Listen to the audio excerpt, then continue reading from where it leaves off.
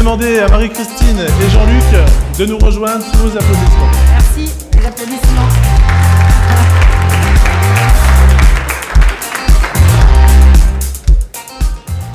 Et de ce pas, je passe la zapette à mon collaborateur, collègue Jean-Luc. Donc, Marie-Christine Yorca, vous avez dû voir dans le document qui vous avait été transmis que je suis un pur produit de la pédagogie pour ma part, avec toute une trajectoire d'enseignante puis de chargée de mission dans différentes instances. Et aujourd'hui, je m'intéresse particulièrement à l'ingénierie de formation et à la création, on aura l'occasion d'en parler, d'espaces actifs d'apprentissage. Donc, nous aurons l'occasion de faire ce que l'on a appelé nos conférences à deux voix. Et je laisse immédiatement la parole à Jean-Luc Peuvrier. Bonjour à toutes et à tous. Tu t'es déjà présenté? Oui, très bien. Voilà, il a pris le truc à l'envers, donc forcément, ça y est, je suis déjà perdu. Jean-Luc Peuvrier, donc cabinet Stratis. Stratis accompagne depuis une quinzaine d'années des établissements de formation exclusivement et depuis 10 ans des CFA dans différentes régions ici en Ile-de-France. Et puis j'ai le plaisir de retrouver des Bourguignons, d'autres CFA que j'ai connus dans une autre vie, comme on dit. Un tout petit peu plus fort. Tout petit peu plus fort. Bon, alors on va le mettre autrement. Tous les micros ne fonctionnent pas pareil. Faut le coller, d'accord. Ah, c'est mieux là. Ok. Marie-Christine, elle a piqué le truc qui va bien pour faire concurrence à Stéphane, donc j'attends le diapo. Tu peux zapper là, je pense. Non, c'est pas moi qui ai la main. Ça vient. Comment la logistique entrave la pédagogie au démarrage d'une intervention sur le numérique? Nous sommes en plein dedans, c'est assez magique. Ça fait partie des règles du jeu. Et après, on va... Alors, je vais quand même commencer de vous dire un petit peu ce que l'on va faire, puisque normalement, on va démarrer par une activité juste après. Nous sommes sur une activité, enfin sur un sujet numérique, donc l'idée bien évidemment c'est de vous embarquer effectivement dans le numérique un petit peu avec nous, comme vous avez commencé de le faire si j'ai bien compris avec Opus Active, mais on va continuer effectivement de vous faire réagir dans ce sens-là. Sur le numérique, il y a beaucoup de choses qui se disent, il y a beaucoup de mythes, il y a beaucoup bien évidemment de réalité aussi, c'est ce que vous vivez tous les jours, et ce que l'on vous propose, c'est effectivement de réagir à 4 mythes que l'on va vous proposer. Pour ça, on va vous demander, vous connaissez le principe avec l'outil Opus Active, mais par contre, je vous propose de le faire un peu en collectif quand même, par groupe de 2, 3, voilà, histoire de vous concerter avant de nous répondre. Alors, donc comme on vous l'indique là, vous avez pour Opus Active, c'est l'onglet bleu, hein, c'est ça. Et donc, quand vous avez fait vos petites équipes, on va vous proposer de vous positionner, donner votre avis, et vous aurez 30 secondes pour chacune des questions qui vous sont proposées. On peut y aller? C'est OK pour vous? Ça marche. Alors, première croyance que l'on vous propose sur laquelle on vous propose de réagir est effectivement quelle est pour vous votre croyance forte, parce que bien sûr il peut y en avoir plusieurs, mais quelle est la plus forte entre le numérique prend une place logique en formation, le numérique est une obligation, le numérique est une chance pour renouveler nos pratiques, ou le numérique est un remède face aux difficultés rencontrées. Une réponse possible, la croyance la plus forte pour vous ou pour vos équipes à la limite.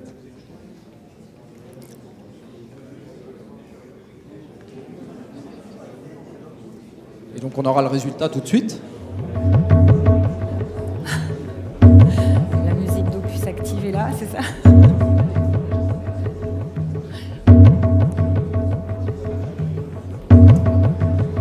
Ok, c'est bon. Alors, quelles sont vos croyances? Affichons les résultats. Alors, une chance pour renouveler nos pratiques à 83%, une place logique en formation, un remède aux difficultés rencontrées. Ah, il y en a qui croient au pharmacon hein, quand même. Le numérique en tant que pharmacon, à la fois remède et poison. Je sais qu'il y a une pharmacienne dans la salle, je l'ai préparée tout à l'heure, donc elle pourrait nous parler du pharmacon. Ok, alors, on enchaîne sur la deuxième croyance possible.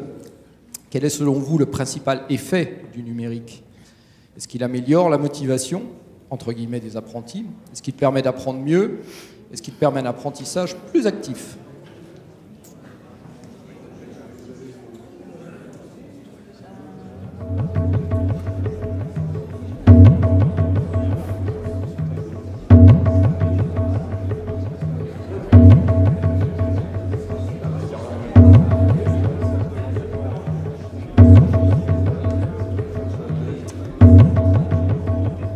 C'est bon.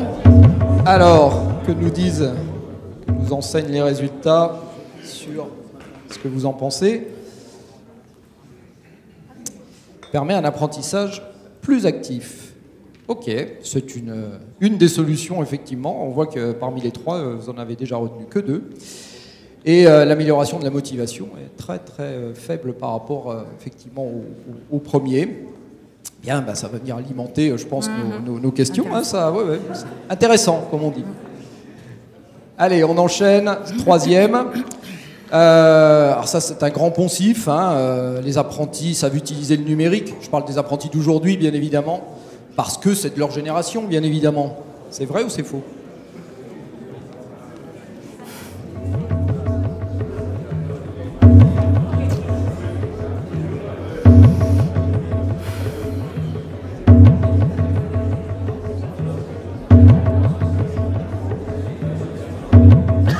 Allez, on va afficher les résultats parce que il n'y avait pas besoin de réfléchir bien longtemps, normalement. Faux à 72%. Ah, on pourra peut-être en discuter après à la fin. Alors pourquoi c'est faux? Parce qu'en fait, c'est pas le tout de dire c'est faux. Pourquoi ça vous semble faux plus exactement? Allez, dernière des 4 questions. Que pensez-vous de l'importance, cette fois, du rôle du formateur?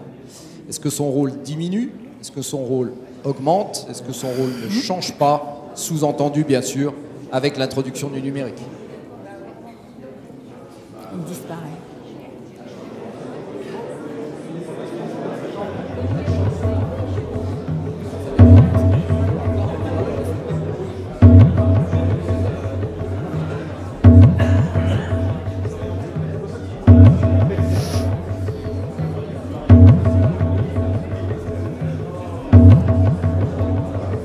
Alors, que deviennent les formateurs, du coup? On en recrute ou on s'en sépare? Ils augmentent, on recrute. Allez, et ça ne change pas pour une grande majorité. Ça diminue pour une faible part d'entre vous. Il y a forcément une part de vérité dans ces trois réponses, mais entre les 2 premières, on voit bien qu'ils ont encore un peu d'avenir devant eux. Allez, merci pour vous être prêtés à ça. Ça va nous permettre très certainement d'alimenter nos réflexions, surtout nos échanges, je pense, dans la dernière partie de cette présentation.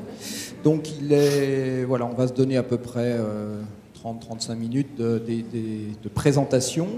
Et ensuite, on aura bien sûr un temps d'échange avec vous. Donc, je pense que, si j'ai bien compris, vous allez interagir aussi via l'application que vous avez pour pouvoir peut-être déjà engranger des questions qui nous seront restituées après. Donc, je vous invite, si le sujet, par contre, si vous avez trouvé que les mythes proposés étaient intéressants, je vous invite à vous procurer ce petit bouquin qui est écrit par 2 universitaires, mais qui est vraiment, 1, à la portée de tout le monde, et 2, très très bien écrit, très bien documenté, qui sont Franck Amadieu et André Tricot. Donc c'est pas très gros, c'est bien écrit, ça coûte pas cher, je crois que c'était 7 € le bouquin. Faut pas s'en priver. Alors, ce qu'on vous propose sur ce 2e temps de notre après-midi, c'est d'aborder 5 points. Le premier, le numérique, les jeunes et leur environnement. Le second touchera à l'innovation en pédagogie, pourquoi, comment. On verra ensuite comment le numérique peut être un support, un levier à l'innovation, au changement. Comment est-ce que l'on peut être amené, et la configuration de votre salle est très intéressante pour ça, à penser les nouveaux espaces d'apprentissage.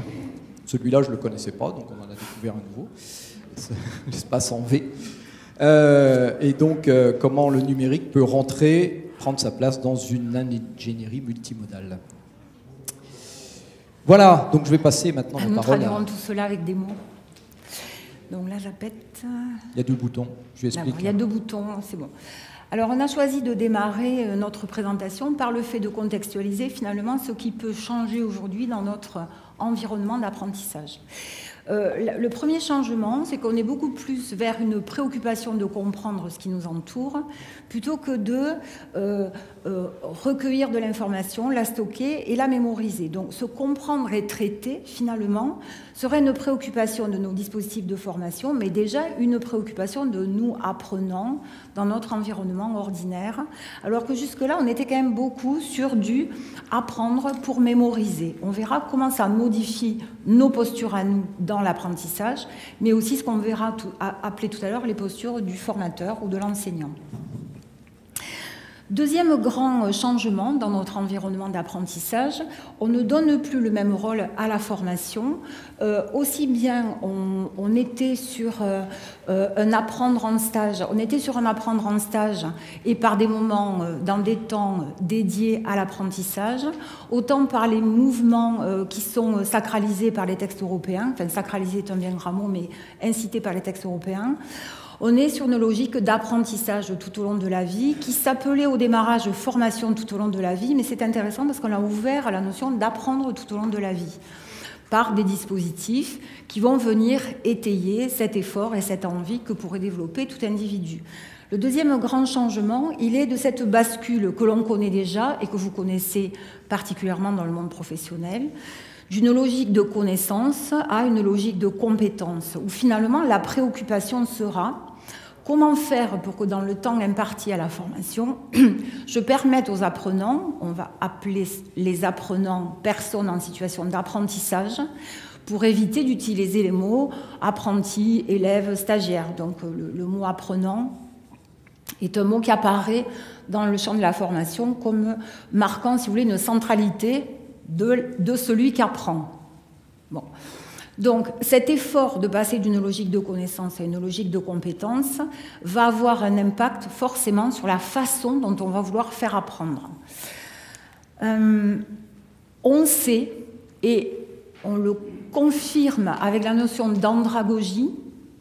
Andragogie, c'est un terme proposé par les Québécois. Andros, alors c'est pas la confiture, c'est l'homme mature, on aurait pu dire anthropogogie, mais pour mettre en avant le fait que l'individu adulte et jeune adulte tel que vous les accueillez dans les CFA a besoin pour apprendre à la fois d'ancrer dans son passé, dans un déjà connu, ce que vous lui amenez là comme une nouveauté, contrairement à un enfant qui démarre un peu plus peut-être dans la vie et qui a moins besoin d'un enracinement, d'une justification des apprentissages, et qui a besoin, au moment où il apprend, que cet apprentissage ait une signification, et une signification dans un effort possible de projection. Donc on se rend compte qu'on perd finalement dans nos salles de classe ou dans nos salles de formation, les apprenants, s'ils n'ont pas à la fois cet ancrage dans quelque chose qui a du sens, mais s'ils n'ont pas non plus cette perception de ce qu'on va appeler justement l'utilité perçue, qui va les inviter à anticiper un usage. Donc, nouvelle façon d'être par rapport aux compétences, besoin accru que cela ait du sens, à la fois dans un passé et dans un futur projeté. On apprend autrement, on le voit, on est en train de faire entrer, nous, dans nos dispositifs à nous, ce que l'on va appeler l'environnement d'apprentissage personnel, ou EAP, vous le trouverez dans certains écrits. Et cela, si vous voulez, est tangible par le fait qu'on va organiser nos apprentissages par les réseaux sociaux. Alors on pourra rediscuter de la dimension apprendre dans les réseaux sociaux, ça peut éventuellement se discuter. Mais en tout cas, on va avoir besoin d'un... Quand j'ai envie, par des dispositifs embarqués de type numérique avec des smartphones, mais on voit aussi que la part du collaboratif et du collectif prend de plus en plus de place dans les besoins qu'ont les individus aujourd'hui pour résoudre les solutions et apprendre de nouvelles choses. Donc on va avoir un besoin de collectif, un besoin de format embarqué et finalement un besoin de rendre moins étanches les temps et les espaces d'apprentissage. Et ce n'est pas juste dû à une proposition pédagogique que feraient les pédagogues, mais c'est dû à une nouvelle façon que nous avons, nous, chacun d'entre nous, dans nos besoins d'apprentissage et dans s'y proposer en face de cela. Alors, les méthodes elles-mêmes évoluent, quoique, regardons notre configuration, on tente de passer de format dit salle de classe en pédagogie transmissive à des systèmes beaucoup plus collaboratifs, un atelier où vous résolvez, où vous trafiquez, où vous touchez, parce qu'on sait que le geste va permettre un certain mode de pensée et que ce geste collaboratif va permettre de renforcer l'étonnement et les apprentissages. On sait aujourd'hui en pédagogie qu'expliquer ce que je suis en train de faire ne permet pas toujours de faire apprendre et que tous les dispositifs dits plutôt descendants de haut en bas vont peut-être favoriser les connaissances, voire les comportements, alors que les dispositifs dits de bas en haut, dans lesquels l'individu sera plus en train de découvrir, vont favoriser plutôt une montée en compétences, parce qu'on sait aussi qu'en pédagogie, c'est celui qui parle qui apprend. Ça signifie que plus le formateur va répéter un discours de contenu, plus il a des chances de s'éclaircir, et versus plus il donnera l'occasion aux apprenants d'expliciter par exemple une découverte ou une notion, donc les faire passer en posture d'expert, plus il a de chances qu'eux-mêmes éclaircissent leur apprentissage. Alors je vous propose ici un modèle que vous retrouverez qui est un peu flou, parce que le schéma est un peu flou dans le document original, qui nous permet d'essayer de lire finalement les différentes zones d'intervention d'un formateur. Alors je vais essayer de vous le raconter. On va retrouver dans une situation de formation ce que ces auteurs-là, dont vous retrouverez la référence biblio facilement avec un article assez long sur Internet intéressant à creuser, les dimensions du tissage. Alors le tissage, c'est tout ce qui est justement donné du sens. C'est ce qui est justement mon fameux schéma d'ancrer dans un passé pour faire projeter dans un futur. En gros, le tissage, c'est aider à créer des liens. À quoi sert ce qu'on est en train d'apprendre? Articuler et en circularité avec l'atmosphère, le climat relationnel, la façon dont vous allez installer la qualité de la relation dans le temps de l'apprentissage, en lien avec ce qu'on peut appeler le pilotage des tâches. Donc en gros, c'est l'organisation, la temporalité, l'organisation des espaces et des temps. Et on va zoomer tout à l'heure un peu plus sur la notion de l'étayage, l'étayage étant la façon dont vous allez soutenir l'effort d'apprentissage par des comportements divers et variés. Mais on sait aujourd'hui qu'on est dans ce qu'on appelle de nouveaux écosystèmes d'apprentissage et qu'ils vont modifier du coup le comportement que l'on attendrait d'un formateur. Donc on va avoir une valse, si vous voulez, d'outils de type schéma heuristique, de type occasion de production d'idées qui vont se faire avec l'usage des post-it pour produire des propositions sans tomber dans le côté ludique, mais en étant dans une dimension réflexion, proposition, collaboration. Et on va mettre, si vous voulez, j'ai envie de dire, une espèce d'inflation nécessaire à l'analyse des stratégies, l'analyse des erreurs, et une posture réflexive chez l'apprenant, plutôt qu'uniquement une posture d'écoute, telle que vous l'êtes en ce moment. Je reviens sur votre tableau. On m'a demandé de vous le présenter, je le trouve intéressant vraiment à creuser, où on va retrouver ici nos 3 moments, si vous voulez, nos 3 angles d'intervention, et on se rend compte que l'enseignant, en fonction des différentes postures d'étayage qu'il a, va générer ici des comportements différents chez l'élève. Alors, on n'est pas là dans ce moment pour décortiquer le tableau, si ce n'est qu'en gros, plus j'ai des postures d'accompagnement qui vont favoriser la créativité, la réflexion et la création des apprenants, en gros 1, 3, 4, 5, plus je vais permettre une adhésion aux apprentissages, une production d'idées, si vous voulez, une association finalement à cette signification. Plus j'augmente les postures de contrôle et je les rends uniques, moins je vais favoriser l'adhésion aux apprentissages. Donc je pense que vous aurez l'occasion de retravailler dessus dans les structures. C'est un modèle qui peut être intéressant. Aujourd'hui, on parle donc de nouvelles postures du formateur et on parle de facilitation. Donc on a un glissement sémantique de formateur à facilitateur pour mettre justement l'accent sur cette dimension de l'accompagnement et d'un accompagnement réflexif qui fait réfléchir les individus sur ce qu'on leur demande d'apprendre. On verra comment c'est relayé par le numérique après. D'ailleurs, on va le voir tout de suite. Donc le propos maintenant de Jean-Luc est de voir comment ces modifications de contexte, à la fois moi en tant qu'apprenant et à la fois l'environnement qui me propose d'apprendre, vient être relayé, soutenu, expansé même par le numérique. Vous avez compris que le sens du propos, il est bien que le numérique est un support et le numérique va venir effectivement nous donner la possibilité de faire de nouvelles choses. Et loin de nous, on aurait pu le mettre dans les questions tout à l'heure, est-ce que le numérique est une innovation en matière de pédagogie? Est-ce qu'il y a une pédagogie numérique? Pour l'instant, on n'a pas vraiment parlé de numérique et on va voir surtout comment le numérique va nous aider à avoir et à mettre en œuvre ces nouvelles pédagogies, ces nouvelles postures, ces nouveaux moyens d'apprendre. Alors, se poser la question du numérique en formation, c'est aussi se poser la question de dire est-ce qu'en fait on innove avec le numérique?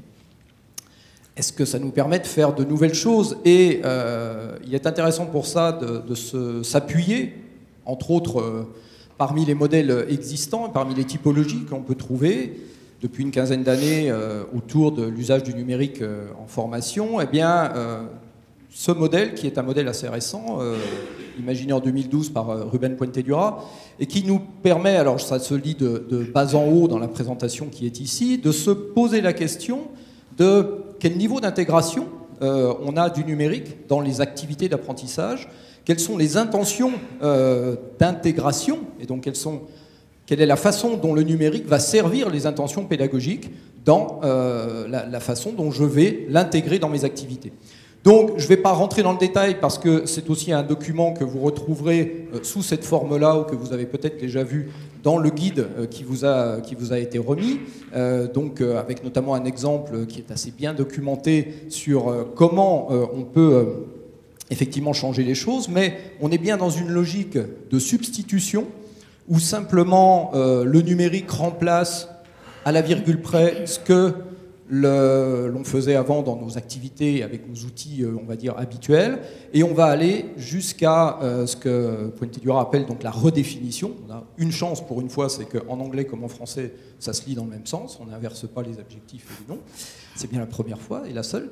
Et donc en redéfinition, c'est la possibilité en fait, d'imaginer, de concevoir des activités d'apprentissage qui n'étaient même pas envisageables avant sans le numérique. Voilà, donc vous voyez bien, d'un côté on remplace, et d'un côté on est complètement dans la créativité, dans l'imagination et dans des choses totalement nouvelles que va nous permettre donc le numérique. L'idée, et je pense que c'est un des éléments un des apports les plus importants du numérique en apprentissage, mais dans le sens apprentissage de CFA, activité d'alternance, c'est effectivement de donner du sens aux différents temps de l'alternance. Et quand on a, comme vous l'avez sur le schéma ici, bien évidemment des alternances, des temps en CFA, des temps en entreprise, je pense qu'il est très important de regarder la façon dont aujourd'hui le numérique va pouvoir nous permettre de créer du continuum de formation, va nous permettre de faire du lien entre les activités en entreprise, les activités au centre, dans un sens comme dans l'autre, et donc ces notions de proactivité que connaissent bien les Parisiens, les CFA parisiens par exemple, ces notions effectivement d'aller chercher effectivement les activités au sein de l'entreprise et de les ramener dans le CFA, la classe inversée qui va nous permettre de proposer des choses avant. Donc on va décloisonner les temps d'apprentissage, non plus là sur le plan juridique de l'alternance, mais bien effectivement les temps d'apprentissage de notre apprenti. Et toute la logique que l'on va retrouver avec l'utilisation des ressources, avec le BIM, avec toutes ces choses-là, vont pouvoir être complètement mises à profit. Et on voit bien, vous voyez bien dans les deux schémas, alors en fait j'ai deux APET, c'est pas très pratique, vous voyez bien dans les deux schémas qu'on n'apprend pas simplement quand on est dans les temps bleus au CFA, et qu'on n'accompagne pas simplement quand on est dans les temps rouges, si je prends l'activité du maître d'apprentissage, mais bien l'apprentissage et le tutorat sont des activités permanentes, on est bien dans le continuum de ce que l'on veut chercher à développer, l'activité d'apprentissage à tous les instants du temps de l'alternance. Alors bien sûr, ça c'est lié aussi à un nouveau rapport au savoir que l'on a. Si vous avez en tête la parabole de Michel Serres dans Petite Poucette, hein, qui dit le savoir, arrêtons de transmettre, le savoir il est transmis, ça y est. Donc maintenant il faut faire autre chose. À partir du moment où le savoir est déjà transmis parce qu'il est accessible effectivement via les technologies et via le web, cet accès immédiat et en tout lieu au savoir va nous permettre d'envisager tout bêtement de nouvelles activités que l'on n'a pas habituellement quand on se sert que du papier-crayon, hein, des activités de recherche sur le web, d'autres activités de recherche d'ailleurs, peut-être pas exclusivement sur le web, l'utilisation de vidéos, l'utilisation de documents numériques. Donc, toutes ces connaissances qui sont accessibles aujourd'hui, pour vous, mais bien évidemment pour les apprentis, on va s'en servir pour construire de nouvelles activités et arrêter simplement de transmettre ces connaissances-là, puisque ces connaissances, on est d'accord, elles sont transmises.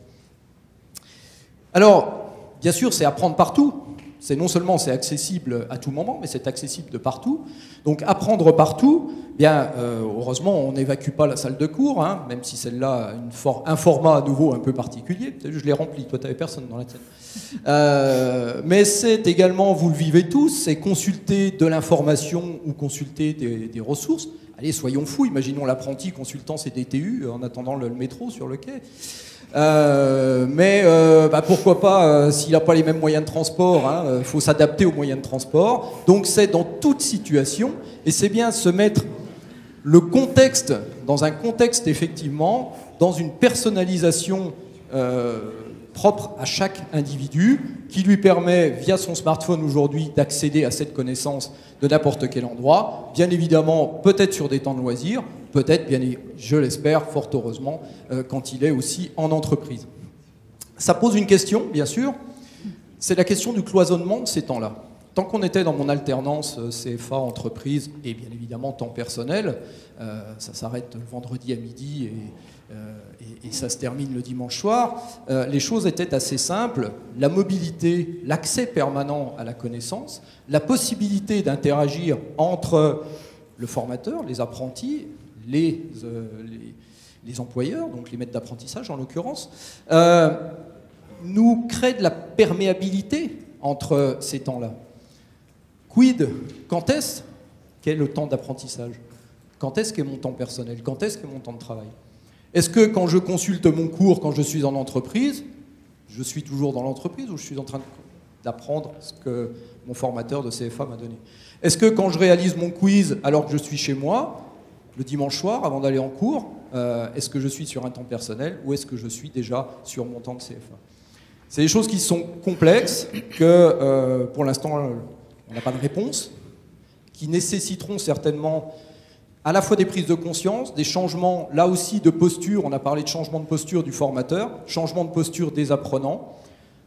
Il y a des choses, des petits prémices là, qui se glissent aujourd'hui dans... vous avez peut-être très certainement échangé depuis votre arrivée ici autour du document d'orientation du gouvernement sur la réforme de la formation professionnelle. Pas spécifiquement pour l'apprentissage, mais dans le cadre de cette réforme, il y a des interrogations sur, effectivement, qu'est-ce que le temps d'apprentissage aujourd'hui pour un salarié ou pour un apprenti. Alors, l'un des grands atouts, bien sûr, du numérique, par rapport à ce que Marie-Christine a évoqué tout à l'heure, bien c'est qu'on va pouvoir effectivement emmener son savoir n'importe où, emmener les éléments, les connaissances dont on a besoin. Et donc ce vieux terme, j'ose dire vieux terme du cartable numérique, il reprend tout son sens parce qu'il est cartable numérique mais virtualisé. À tout moment, je peux retrouver mes éléments de cours, mes photos que j'ai prises en entreprise pour pouvoir illustrer ce que le formateur est en train de nous expliquer en cours.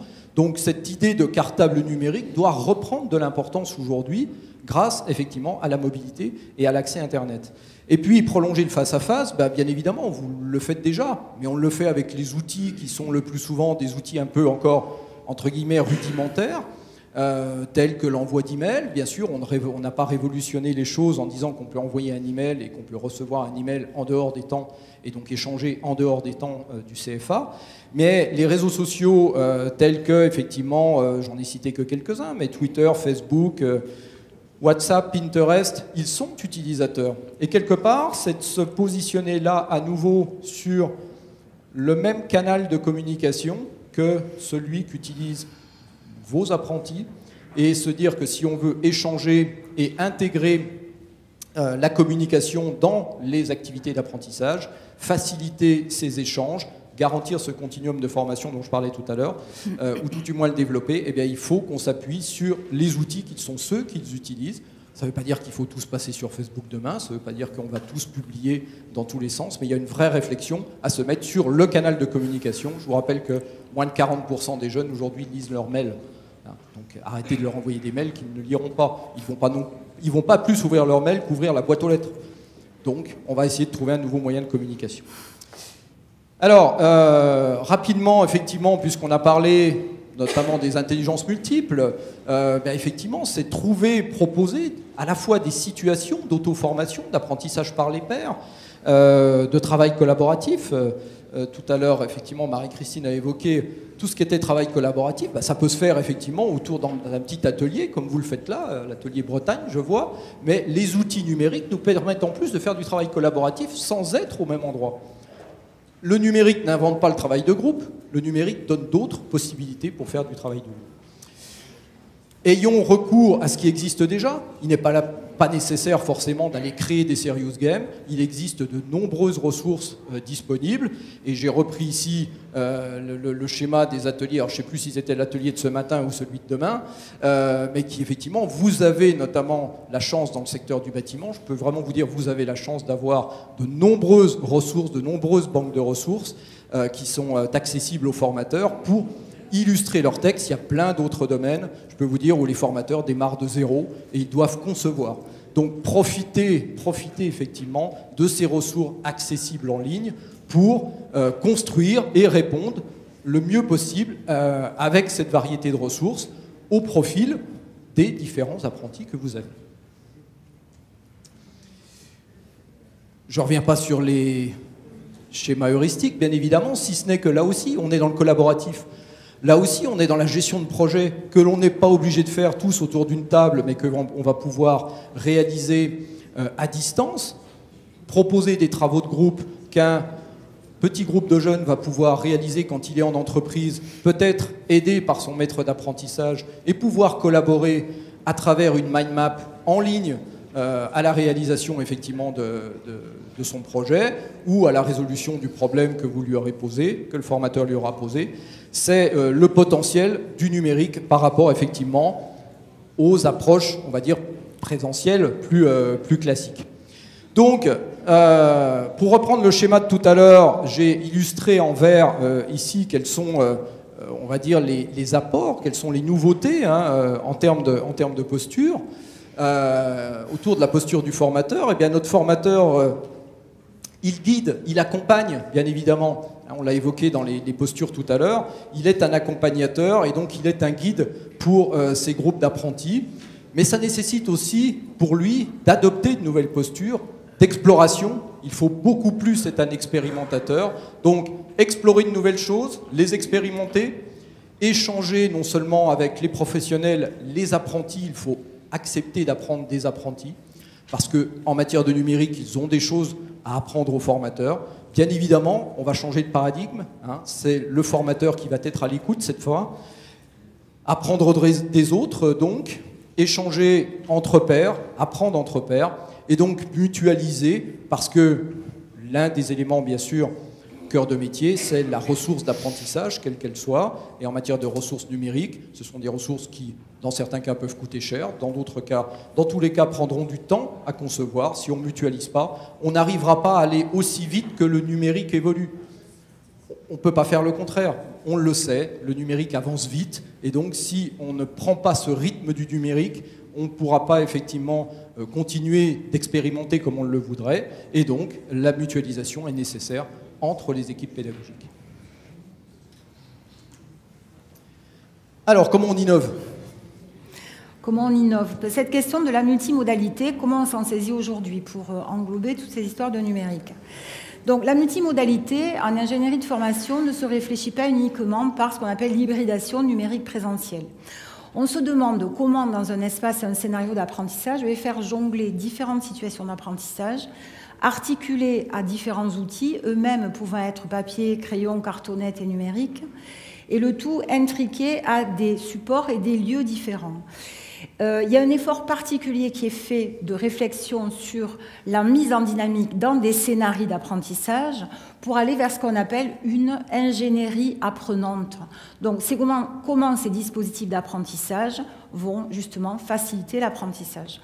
Alors, il y a un effort particulier qui est fait en ce moment dans les expérimentations. La recherche, pas encore tout à fait, plutôt venant à nouveau du Québec. En France, c'est un peu balbutiant sur les lieux. Alors, la question des lieux, aujourd'hui, est intéressante à se poser parce qu'elle va nous indiquer comment j'organise l'espace pour qu'il soit lui-même facilitateur d'apprentissage. Donc, les environnements d'apprentissage, comme on le voit, ont un peu de mal à changer eux-mêmes, alors qu'on a vu que nos pratiques, que nos besoins, eux, ont accéléré finalement dans le changement. On va aujourd'hui vers ce qu'on appelle un design des espaces d'apprentissage. Alors le mot design, c'est pas uniquement rendre élégant un espace, mais c'est le concevoir et le penser, le dessiner conceptuellement pour qu'il réponde à des objectifs actifs d'apprentissage. On travaille sur l'augmentation de la possibilité de créer des traces, en particulier sur les murs qui nous environnent, ce qui va complètement modifier l'organisation d'une salle de classe. Le mur permettant la collaboration dans la production d'idées, mais permettant aussi de conserver les traces de production des apprenants. Deuxième dimension sur laquelle on travaille pas mal dans les espaces, c'est l'intégration temporelle et spatiale. Vous avez reconnu votre CFA. Alors, l'idée là-dedans est de permettre que d'autres façons de réfléchir, finalement, puissent émerger dans d'autres espaces. Le 3CA vous annonce ça pour la fin. Ils gardent ça sous le coude, ils ne veulent pas vous le dire. Et on a une diminution, si vous voulez, de l'étanchéité des espaces les uns par rapport aux autres, et donc des temps de travail les uns par rapport aux autres. On pourra y revenir, si vous voulez, après. Troisième dimension qui est en fait encore un obstacle, c'est la présence de la Wi-Fi partout dans les lieux où il serait possible de se saisir du numérique. J'accompagne en ce moment le CFA d'Ozeville en agricole à Toulouse et on a un blocage sur la progression des outils du numérique parce qu'il y a des salles informatiques avec des ordinateurs et la salle des professeurs branchée sur un ordinateur branché sur Internet. Or, on est aujourd'hui sur des démarches avec l'accent BOD, Bring Your Own Devices, où on va inviter chaque apprenant avec son smartphone à le sortir ou à avoir des tablettes. Et pour ça, il nous faut la Wi-Fi. Et là, on a encore un frein, si vous voulez, dans la propagation d'espaces ouverts d'apprentissage. Autre dimension sur laquelle vous pourrez aller voir, la classe européenne du futur à Bruxelles, qui essaie de réfléchir justement à comment différents endroits, alors ça peut faire penser à la classe de maternelle en fait, si ce n'est qu'elle est pour de jeunes adultes, où chaque endroit va être dédié à une activité. Donc je vais organiser des occasions par rapport au matériel que je vais mettre à disposition et je vais faire des rotations par rapport aux consignes que je vais proposer aux apprenants. Si ça vous intéresse, j'ai des coordonnées de collèges qui essaient d'installer ça de façon particulière. Arrivent de plus en plus ces tiers-lieux d'apprentissage. Vous avez peut-être entendu parler des Fab Labs, où on va mettre en place l'occasion de toucher des machines qu'on n'aurait pas l'occasion de toucher. Alors ça doit se décliner différemment dans les CFA, ça peut être un point intéressant à discuter. En tout cas, dans la société civile, les Fab Labs font leur apparition. Et on est beaucoup plus sur une logique aujourd'hui, si vous voulez, on en est là de la réflexion, non pas de pré-organiser des espaces comme on pouvait le faire dans les maisons, où chaque pièce avait une fonction définie, mais on est dans une démarche où on va préférer avoir des espaces vides qui pourraient être investis par des meubles que je vais placer et bouger en fonction des besoins d'usage. Donc on va défonctionnaliser pour refonctionnaliser. Et aujourd'hui, le travail se fait sur est-ce que ce qu'on appelle les micro et les macro-mouvements dans mon organisation pédagogique sont possibles dans un espace dans lequel je vais essayer d'augmenter la fluidité, la mobilité et l'aisance dans les usages. Donc on est vraiment là dans la réflexion et réfléchir aux usages avant de réfléchir aux espaces. Je vais à nouveau passer la parole sur Alors, la question du numérique. On va revenir, on va boucler par rapport au début, et on a 5 minutes pour terminer. Sur les mythes, mais plutôt effectivement pour les confronter à des dures réalités, et toute situation qui va vous être présentée là est purement et simplement vécue. La première, c'est qu'on vient de parler effectivement du BIOD, d'amener ces équipements et de développer le mobile learning. Mais comment voulez-vous développer le mobile learning si votre règlement intérieur dit smartphone interdit? Et il va falloir être cohérent à un moment donné. Quand je dis c'est du vécu à nombreuses reprises. Alors bien évidemment, on sait que ça pose des questions. Hein. On peut lancer un débat sur tout l'après-midi là autour. Oui, mais que font-ils avec le smartphone? D'accord. Ça, c'est autre chose. Mais dans tous les cas, si on veut avoir les équipements, si on veut qu'ils puissent communiquer, si on veut leur proposer d'autres activités, il va bien falloir effectivement décloisonner, mais sur le plan du règlement, ce qu'on leur permet de faire aujourd'hui.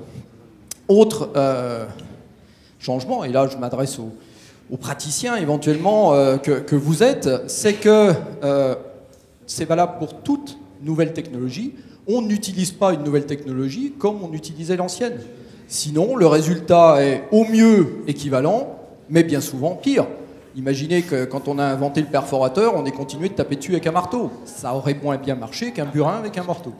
Donc, qui dit changement d'outils, qui dit changement de méthode, dit changement de pratique pédagogique. C'est effectivement indispensable.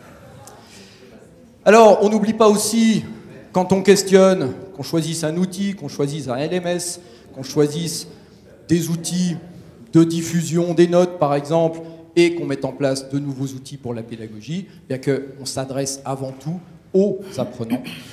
Et donc on les interroge, on les inclut dans les groupes de réflexion. Ils sont partie prenante parce qu'ils seront moteurs ou inversement, ils pourront être des freins si effectivement ils ne savent pas trop ce qui se cache derrière le mur qu'on est en train de construire. Et puis, il faut accepter de perdre du temps un petit peu, il faut accepter de passer du temps à découvrir de nouvelles choses et à se les approprier.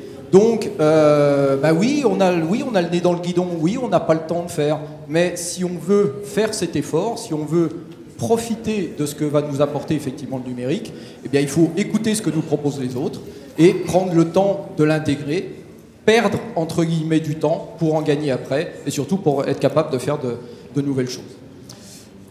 Alors finalement, si comme nous, vous avez un peu de mal à cerner quel est le projet numérique de votre réseau, s'il vous semble encore un peu nébuleux, justement, je vous propose au moins de vous poser 2 questions à un moment donné, ou au moins d'avoir 2 réflexions. La première, elle est d'aborder le projet numérique, en fait, véritablement comme un système où interagissent la pédagogie, la technologie et les hommes, en l'occurrence, vous et les formateurs qui animent.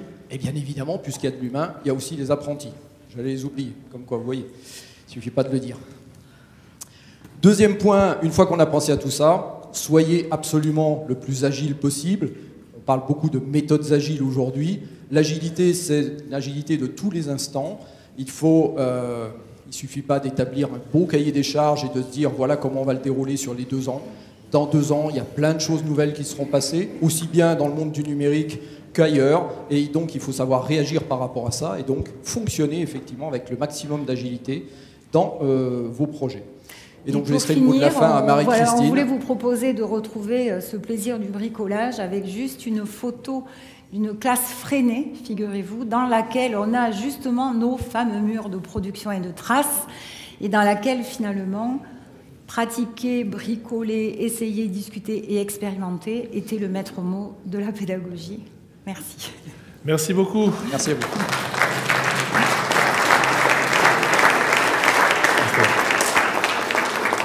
Alors, avant de diffuser les tweets, on peut peut-être reprendre une méthode qui a aussi fait ses preuves, c'est-à-dire donner un micro à quelqu'un. Est-ce que quelqu'un souhaite poser une question aux intervenants ou est-ce qu'on passe directement aux tweets? Une question. Petite question, c'est bien. Alors, sauf Patrick. Une question rapide. Vous parlez d'un système dans l'avant-dernière diapositive. Un système. Est-ce que c'est un système ou des systèmes? Ou des interactions entre des systèmes? Ça dépend ce que vous mettez dans le terme de système, hein, du coup. Je vois qu'il y a vos collègues qui s'interrogent autant que moi sur le sens de votre question, mais bon, c'était la question. Non, sérieusement, Tu mets voilà. Suite L'idée, c'est d'avoir vraiment une approche systémique entre ne pas penser, comme ça arrive quelquefois encore aujourd'hui, qu'à la technique en disant, ben voilà, on va mettre du Wi-Fi, puis on va déployer des tablettes, et puis on va leur mettre tout ça. Mais quelque part, quelle pédagogie on va pouvoir déployer avec ça, et ensuite qui va le faire, ou alors se dire, bon, on va former les formateurs, et puis les formateurs, on leur dit, voilà, ça y est, vous êtes formés. Ils disent, ah oui, mais on n'a pas d'outils, ah mince. Donc, tout fonctionne, et dans le schéma avec les engrenages qu'il y avait tout à l'heure, effectivement, donc il peut y avoir des systèmes qui effectivement interagissent les uns entre eux, ou simplement un élément de ces systèmes. Il suffit qu'un élément effectivement ne soit pas pris en compte. Et là, c'est vraiment l'idée de l'approche systémique. Il faut vraiment penser à tout. C'est pour ça que je vous disais, pensez aussi aux apprentis, pensez à leurs conditions d'accès, la Wi-Fi dont parlait Marie-Christine tout à l'heure, etc. Ok, merci Jean-Luc. Donc les tweets que les collègues ont envoyés au Puce Active pendant votre intervention s'affichent sans... Alors tout ce qui a été envoyé s'affiche derrière vous. Il y en a un certain nombre. La formation initiale reprend les préceptes de la formation pour adultes. Enfin, tu parlais d'andragogie, Marie-Christine, tout à l'heure. C'est dans ce sens-là? Oui, tout à fait. C'est dans le sens où il y a eu un champ de pratique et de recherche vraiment ancien et structuré en formation pour l'adulte, avec des écrits faits par les CAFOC, par exemple le CAFOC de Nantes en particulier, qui date de 30 à 40 ans, et qu'aujourd'hui on se penche sur ces écrits-là sans forcément reconnaître la paternité, mais en tout cas les postures deviennent les mêmes. Ça, c'est intéressant. Moi, je veux bien aller vers... Si je peux me permettre, il y en a juste une qui nous intéresse tout particulièrement, parce que tu parlais de posture à l'instant. Quels sont les éléments majoritairement bloquants? C'est la même, j'imagine. C'est ça, ouais. Pour l'évolution de la posture d'un formateur, sur quoi faut-il agir prioritairement? Je peux? Oui. Alors, de ce que j'ai pu constater, moi, dans l'accompagnement des publics, il y a un des premiers points intéressants à travailler, c'est de se reposer la question des compétences visées. Quand on fait faire à une équipe de formateurs un travail sur quelles sont les compétences et qu'est-ce que je vise avec mon cours, on se rend compte, si on a une liste de connaissances, que c'est peut-être pas adapté à ce que je vise dans ce contexte d'apprentissage. Donc, une première entrée, vraiment de réfléchir à ce à quoi je veux que serve le moment d'apprentissage tel qu'il est aujourd'hui. C'est une première marche de réflexion vers une ouverture des référentiels. Et qui dit ouverture des référentiels fera se poser la question des pratiques derrière. Mais c'est une entrée qui est assez efficace. Et la deuxième entrée assez efficace, c'est, je trouve, de former, c'est-à-dire de faire vivre à des enseignants des méthodes actives diverses et variées dans lesquelles eux-mêmes vont prendre un plaisir à apprendre alors qu'ils ne s'en doutaient pas, dans de nouveaux espaces d'apprentissage, à condition qu'ils ne le vivent pas juste comme étant ludique, mais qu'on les aide à faire justement une transposition immédiate d'usage pour eux. En résumé, je vis des situations d'apprentissage active et interactive avec congruence, ce que fait faire le formateur servira après. Il n'y a pas d'écart, on ne fait pas un cours sur les méthodes actives, en gros. Mais faire revivre des méthodes actives interactives et faire se poser la question immédiatement, en dernier tiers, si vous voulez, de la séance au formateur, de comment il pourrait bien s'en servir. Et là, on va avoir des effets de levier. Et ça fait écho à la question, la troisième, en partant du bas. Il est plus facile de passer du rôle de formateur à celui de facilitateur, du coup c'est la quatrième maintenant, que du rôle de professeur, entre guillemets, à celui de formateur. Ouais, parce que le rôle de professeur, c'est en général construit sur une posture d'expertise de contenu et de délivrance de connaissances. Il s'est plutôt structuré là-dessus. Alors qu'un formateur, s'il s'identifie lui-même en tant que formateur dans son identité professionnelle, il aura déjà repéré quels sont ses leviers d'action à lui, quel est son outillage et comment il veut accompagner à l'apprentissage. Donc il suffit qu'il ait un glissement vers un peu plus de pédagogie active pour devenir facilitateur, mais on n'a pas un changement d'identité professionnelle vécu comme étant une rupture. Toujours dans le même fil.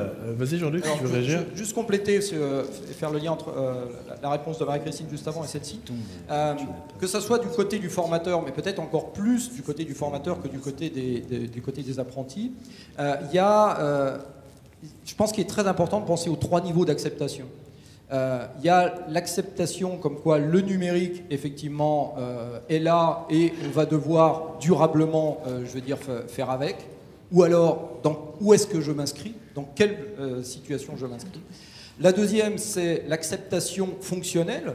J'accepte que le numérique soit effectivement un support et qu'il va m'aider à réaliser des choses, rappelez-vous le modèle SAMR tout à l'heure, qui vont me permettre de faire des choses nouvelles, plus intéressantes pour l'apprenti, mais également pour moi. N'oublions jamais aussi que le formateur doit trouver plaisir à innover, doit trouver plaisir à intégrer le numérique dans ses pratiques. Et le troisième niveau, c'est l'acceptation sociale.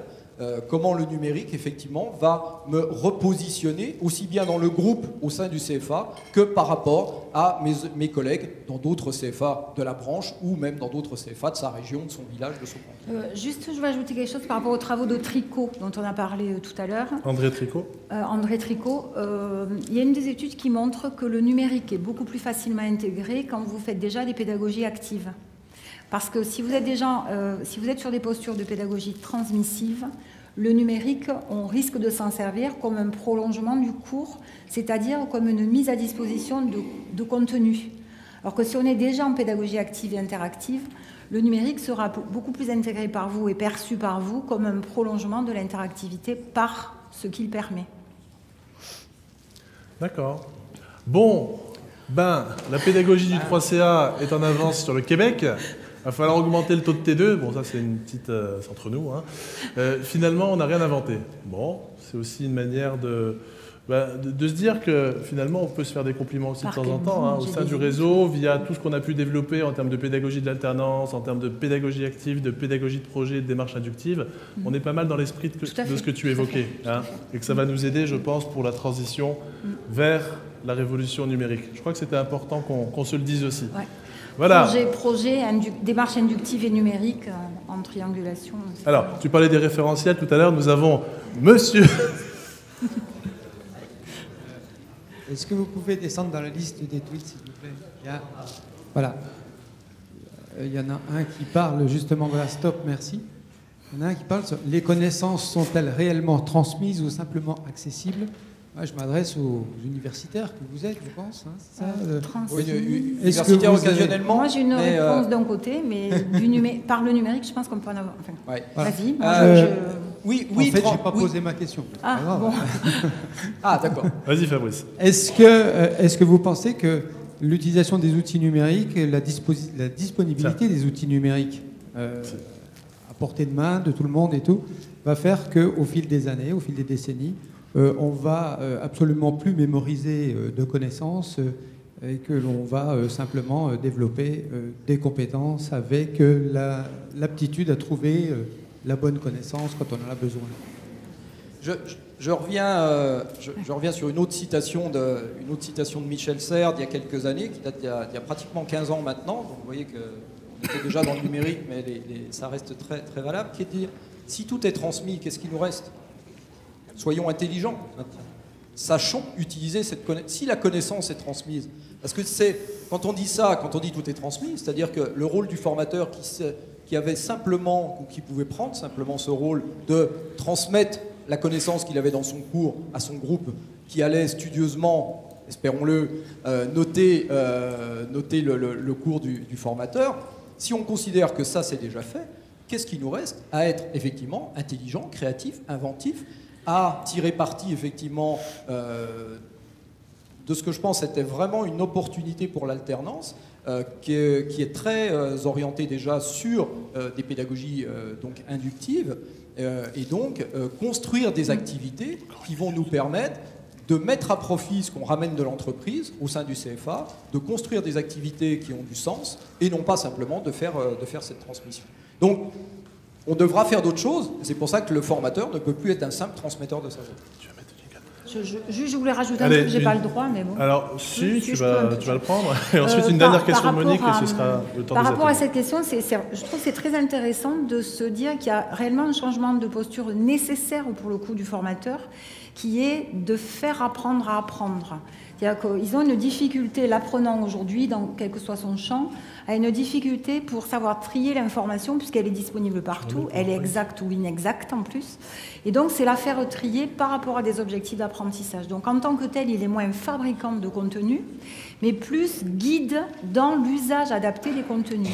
Et là, on n'a pas justement une disparition du formateur, mais on a une forte place du formateur dans des scénarios d'apprentissage.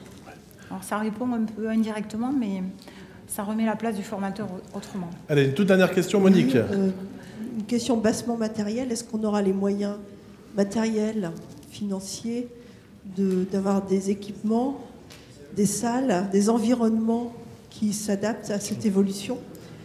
Au-delà du réseau du 3CA, je trouve que c'est même une question qui se pose à la nation. Ouais. Enfin, oui, moi je ne vais pas répondre sur le 3CA. Alors justement, le 3CA va répondre. Parce que quand on voit aujourd'hui la situation, oui.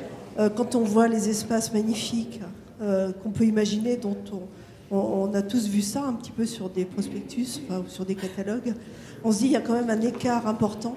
Et est-ce qu'il faut qu'on fasse attention aussi à de là où on vient et vers où on va, quoi. Moi, je pourrais répondre, mais je n'ai pas le droit, parce qu'il y a de quoi faire sans argent. Mais bon. Oui, il y a nécessité de changer, que ce soit pour l'apprentissage ou pour la formation continue, de changer de modèle économique. Et on peut effectivement être dans la logique de se dire il me faut la subvention de plus pour faire ça, il me faut du monde en plus pour faire ça. Simplement, à travers la question de votre collègue tout à l'heure, c'est bien repenser non seulement les temps de travail pour faire d'autres choses, repenser l'utilisation des espaces. Marie-Christine parlait tout à l'heure de la salle informatique et des espaces. L'idée, c'est d'avoir des espaces qui soient neutres comme ceux-ci. Et donc, on n'a pas besoin forcément d'avoir des salles supplémentaires. On va repenser les espaces d'apprentissage différemment. Les équipements, on va les repenser différemment. Les coûts, bien évidemment, ont baissé. Il y a quelques années, en région Île-de-France, je leur disais, vous n'aurez plus demain de financement, de demande de financement sur des salles informatiques, mais sur des équipements Wi-Fi. Merci Jean-Luc. Alors, Jacques-Olivier va répondre, bien évidemment. Ah bah, oui, du coup, c'est moi que je me lève. Donc, je rejoins ce qui vient d'être dit, c'est-à-dire que c'est vrai que là, on a vu des photos et puis on est tous allés voir sur différents sites ce qui se fait. Je parlais là, tout à l'heure de Steelcase, je ne sais pas si vous connaissez, c'est splendide.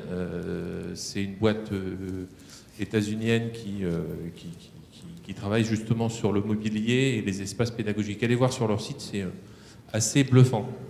C'est assez hors de prix, du coup.